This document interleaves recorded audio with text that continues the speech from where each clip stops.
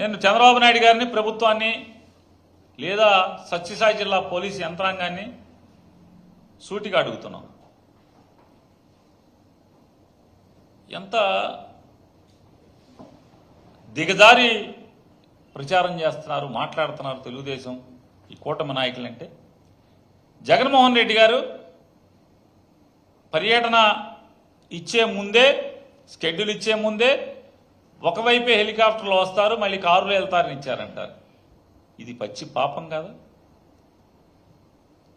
ఆయన ఏ విమానాశ్రయం నుంచి హెలికాప్టర్లో బయలుదేరాడో మళ్ళీ పర్యటన ముగించుకునేది కూడా అదే విమానాశ్రయంలో దిగటానికని చెప్పని షెడ్యూల్ ఇస్తే ఒక సైడే షెడ్యూల్ ఇచ్చారని చెప్పి మాట్లాడతారు.